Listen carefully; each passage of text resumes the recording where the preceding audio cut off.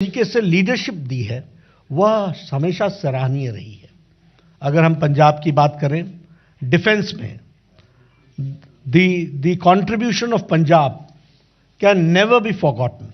कभी हम भूल नहीं सकते हैं देश की सुरक्षा में जिस तरीके से पंजाब के लोगों ने अपने आप को बलिदान दिया है डिफेंस के दृष्टि से, उसी तरीके से फूड सिक्योरिटी के दृष्टि से भी देखा जाए तो पंजाब ने जो लीडरशिप दी है उसको भी देश याद रखता है और उस फूड सिक्योरिटी ने देश को बहुत बड़ी ताकत दी है।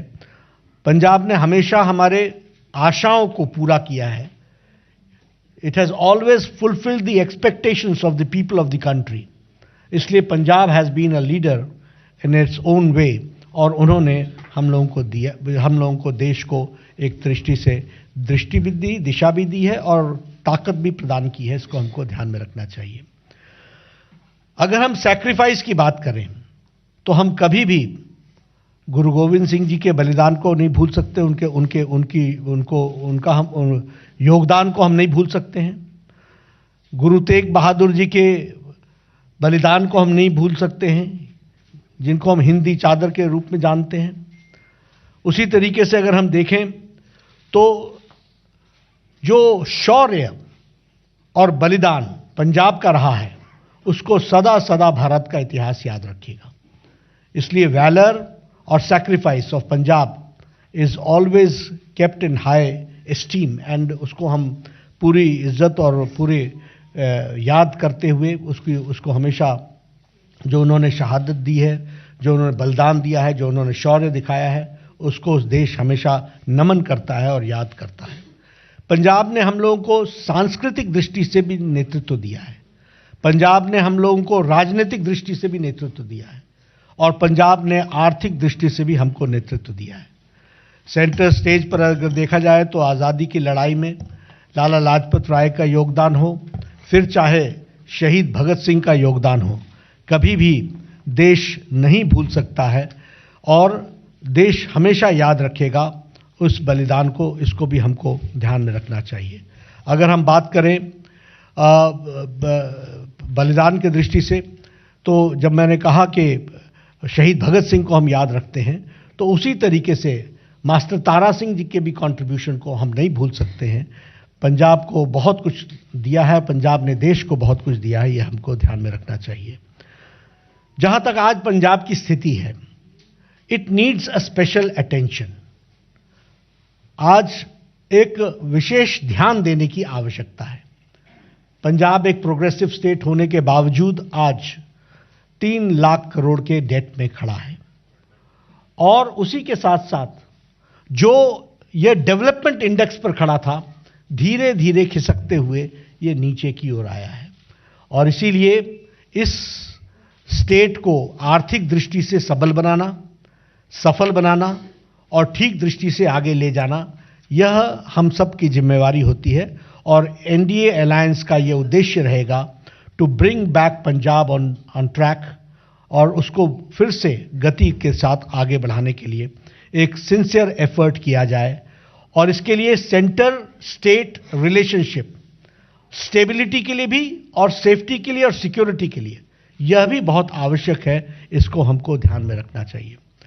प्रधानमंत्री नरेंद्र मोदी जी का पंजाब के प्रति एक विशेष लगाव, एक विशेष प्यार, एक विशेष प्रेम, a type of bonding with Punjab prime minister Modi ji का है, यह हम सब लोग जानते हैं। और फिर मैं ये कहने के लिए नहीं कह रहा हूं, अभी आपने देखा होगा 26 तारीख को 26 दिसंबर को वीर बाल दिवस के रूप में मनाना और हमारे गुरु गोविंद सिंह जी के शहजादे बाबा जोरावर सिंह, शहजादे बाबा फतेह सिंह, उनकी शहादत को याद करते हुए 26 दिसंबर को वीर बाल दिवस के रूप में मनाना, यह बताता है कि पंजाब ने जो सैक्रिफाइस किया है उसको प्रधानमंत्री जी किस तरीके से देश के साथ, बाल दिवस के साथ उसको जोड़ करके देखते हैं, वो हम सबके ध्यान में आता है। जो काम मोदी जी ने सिख भाइयों के लिए किया है, it is a matter of pride for all of us कि वो काम जो बड़े लंबे समय से लंबित थे, उन कामों को पूरा करने का काम मोदी जी ने किया है। And again I will narrate, अगर एफसीआरए का प्रतिबंध हरमंदिर साहब से हटा है और आज एफसीआरए के बाहर हम के प्रतिबंध न लगने के कारण जो फॉरेन कंट्रीब्यूशन हरमंदिर साहब को मिल सकता है, इसका भी फैसला प्रधानमंत्री मोदी जी ने लिया। उसी तरीके से लंगर पर जीएसटी टैक्स हटाना, यह एक बहुत बड़ा फैसला है और इस जीएसटी टैक्स के आईजीएसटी टैक्स, जीएसटी टैक्स, इसको हटाने का काम भी किया है। उसी तरीके से करतारपुर कॉरिडोर साहब, हम सब लोग जानते हैं, कैप्टन साहब जानते हैं, ढींसा जी जानते हैं, लंबे समय से ये डिमांड चली आ रही थी कि करतारपुर साहिब कॉरिडोर बने और डेरा बाबा नानक गुरुद्वारा गुरदासपुर से और एक कॉरिडोर की दृष्टि से वहाँ हम चाह सके इसकी योजना बने। 120 करोड़ रुपीस खर्च करके इस काम को भी किया गया। उसी तरीके से सुल्तानपुर लोधी रेलवे स्टेशन को मॉडर्नाइज किया गया, स्पेशल ट्रेन चलाई गई। सिख के दृष्टि से जो हमारे इंटरफेथ स्टडीज है उसको भी बढ़ावा दिया गया है और national institute for interfaith studies, इसका भी एक चेयर गुरु नानक देव यूनिवर्सिटी में एस्टैब्लिश की गई ताकि उस पर रिसर्च हो सके, ज़्यादा से ज़्यादा लोग इसके साथ जुड़ सकें। उसी तरीके से ये जो हमारा प्रकाश पर्व था, गुरु गोविंद सिंह जी का 350वां प्रकाश पर्व, वह भी बड़े धूमधाम से प्रधानमंत्री मोदी जी के नेतृत्व में मनाया गया और जामनगर में 750 बेडेड हॉस्पिटल भी देश को डेडिकेट हुआ है, यह भी हम जानते हैं। उसी तरीके से फिर चाहे वो जलियांवाला बाग का जीर्णोद्धार का विषय हो और उसको मॉडर्नाइज करके उसमें लाइट एंड साउंड प्रोग्राम को करने की बात हो, वहाँ से लेकर के ये जो हमारे सिख भाइयों को लंबे समय तक ब्लैकलिस्ट किया हुआ था, उनको ब्लैकलिस्ट से भी उसको ब्लैकलिस्ट से हटाना, यह काम भी एक लंबे समय से ये डिमांड चली आ रही थी, इसको भी पूरा किया है। तो प्रधानमंत्री मोदी जी ने इसको पूरा किया है। This we should all remember. उसी तरीके से हम दिल्ली में बैठे हैं, यहाँ बहुत लोग जानते हैं 1984 का रायट सिख के ऊपर जो जिस तरीके से अटैक हुआ था और मैसेकर हुआ था, उस पर भी 1984 में इतने लंबे समय से जो न्याय के मिलना चाहिए था वो न्याय नहीं मिल पा रहा था।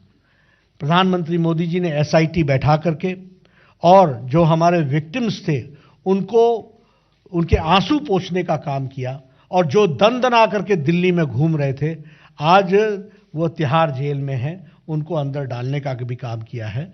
तो वो प्रधानमंत्री मोदी जी ने किया है, ये हम सबको समझना चाहिए। मित्रों, पंजाब के बारे में हम सबका कंसर्न है और कैप्टन नरेंद्र सिंह जी ने उस बात को कहा भी है। बॉर्डर स्टेट है, सिक्योरिटी का इशू है और जिस तरीके से लोग सिक्योरिटी के इश्यूज के साथ खिलवाड़ करते हैं उसको हम डिनाउंस भी करते हैं और देश को सिक्योर करने के लिए पंजाब स्टेबल रहे, सेफ रहे, इसकी आवश्यकता है।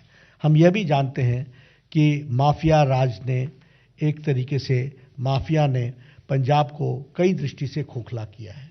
आज land mafia, sand mafia, drug mafia, ये सब लोग वहाँ पर एक तरीके से पंजाब को अंदर से खोखला करने का काम कर रहे हैं और इसलिए हम ये अलायंस ये कमिटमेंट के साथ आगे बढ़ता है कि हम इस माफिया राज को समाप्त करेंगे, ड्रग माफिया को नस्तो नाबूद करेंगे, लैंड माफिया, खनन माफिया, सैंड माफिया, ये जितने माफियाज हैं इनको हम बुक्स में लाएंगे और इनके खिलाफ एक्शन लेंगे, यह भी हम विश्वास दिलाते हैं।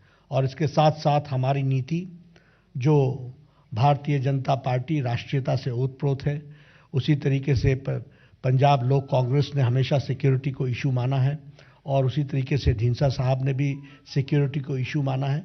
इसलिए zero tolerance against terrorism, we believe in zero tolerance और इसको हम पूरा करने के लिए हम अग्रसर होंगे। मित्रों, पंजाब में सेंटर स्टेट कोऑर्डिनेशन की आवश्यकता है। केंद्र में एनडीए की सरकार है और अब प्रदेश में एनडीए अलायंस चुनाव लड़ रही है।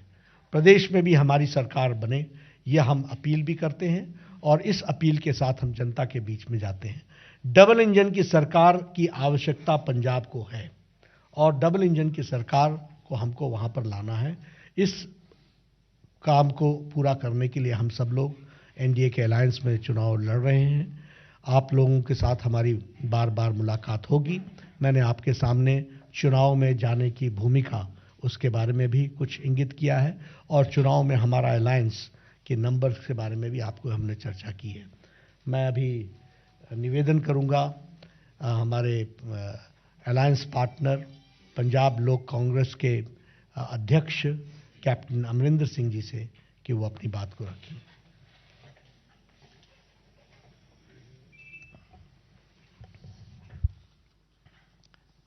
नड्डा साहब, सारे साथियों, आज एक हमारे लिए खास करके एक खुशी का दिन है कि we have been able to have an alliance with the BJP in Punjab. There were many times ups and downs and various thinking how we should go ahead about it and how we should move ahead.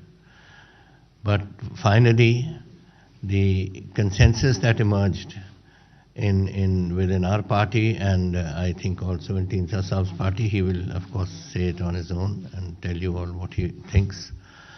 The feeling was that for the sake of stability of the country, for the sake of our own, as the President has mentioned, on the security of the nation, as the area which he has already mentioned, it's 600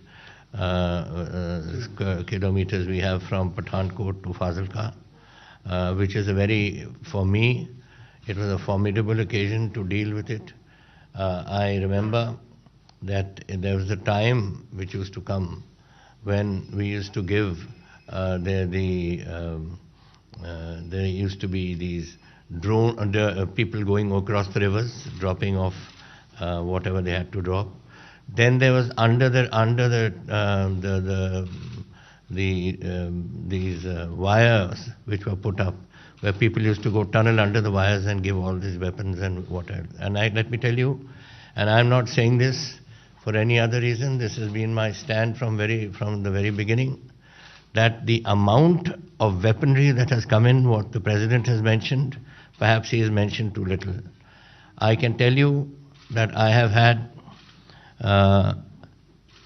in the course of my last 4.5 years of being Chief Minister of Punjab, I have had at least 100,000 rifles, nearly 1,000 rifles, about 500 pistols. I've had RDX. I have had ammunition, perhaps 1 lakh rounds of ammunition. I have had everything under the sun, including drones. Now, drones we used to come at one time and make these drops.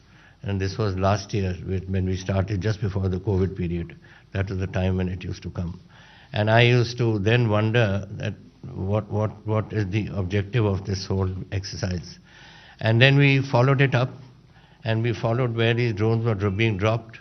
It was the BSF, it was us, the Punjab police, and it was our own people who were giving us information. And we found that they were being dropped at particular points. Now, what is an object of a drone? An object of a drone is to deliver ammunition, deliver weaponry, deliver whatever is necessary for a purpose. And what is that purpose? The purpose is to carry out some sort of nefarious activity. And that is what happened to us there. And it was not only that. First they used to jump across the river. Then they used to go to about 6 to 7 kilometers away. And then finally, when Government of India took a decision, which was the correct decision, that they should be 50 kilometers from the border, should be kept there, it was considered absolutely essential. And the reason, I'll tell you why. Because on the 20th of July, that is just about 2 months before I was given the sack, and that 20th of July, the delivery of those weapons went up to 31 kilometers. Now 31 kilometers, and then you have a scenario developing when the technology is improving. You've got drones coming in, which can take a higher payload. It can take a higher distance it can cover, and it was quite apparent to us that this was only a beginning. And we were eventually going to go up to 50 kilometers, 60 kilometers, 70 kilometers, and whatever it else may do. And when that happens, what is the purpose? After all, when a person delivers something, it is for a purpose. It is for weaponizing some place, for using it for some purpose, and for seeing that it is used in some nefarious activity which Pakistan wanted to do. And this is what was concerning us. And I told the people, when they came into the Vidhan Sabha and they made a big row about it कि 50 kilometre कर दिया वगैरह, मैंने कहा भाई सुनो तो सही कि क्या हो रहा है, अपने बैंक देखो तो सही क्या हो रहा है on our borders. I joined the army in 1963, 63, and in 1964 I was in the Western Command. And from Western Command was in Simla in those days. From Western Command till the time that the war came in 65 and then 71 came and all, there was not one day where there was no firing taking place and no soldiers of ours getting killed. Which is why I said so to Mr. Sidhu. What are you going around hugging around these people who are killing our people every day? Every day. There's not a day that passes that our boys are not shot. And since the day I took over in 1917 and till the day I left it on the 18th of this month of September, I had 83 of my soldiers of Punjab being killed. I'm not talking about